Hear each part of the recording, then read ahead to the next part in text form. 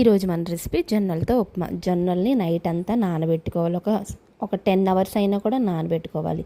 తర్వాత వాటర్ని తీసేసుకొని ప్రెషర్ కుక్కర్లో జొన్నలు వేసుకొని మునిగేంత వరకు వాటర్ వేసి ఉడికించుకోవాలి. ఒక 6-7 వరకు విజిల్స్ పెట్టి ఉడికించుకోవాలి. మళ్ళీ కడాయి పెట్టుకొని అందులో ఆయిల్ వేసి పల్లీలు, క్యాషు, ఆనియన్, పచ్చిమిర్చి, జింజర్ వేసుకొని బాగా ఫ్రై చేసుకోవాలి. కొంచెం సాల్ట్ వేసేసుకోండి. నేను ఇక్కడ టేస్ట్కి తగ్గట్టు సాల్ట్ ఇంకా కరివేపాకు వేసేసుకుంటున్నాను. ఇది బాగా ఫ్రై అయిన తర్వాత ఇందులోనే కొంచెం జీలకర్ర, ఇంగువ వేసుకుంటున్నాను. టేస్ట్ బాగుంటుంది, మంచి ఫ్లేవర్ కూడా వస్తుంది. ఇది కూడా కొంచెం ఫ్రై అయిన తర్వాత పోపులోనే నేను పసుపు వేసుకుంటాను. నచ్చితే పసుపు వేసుకోండి, లేకపోతే స్కిప్ చేసేసేయండి. తర్వాత ఉడికించుకున్న జొన్నలను కూడా వేసేసుకొని కాసేపు ఫ్రై చేసుకుని ఆపేసేయడమే.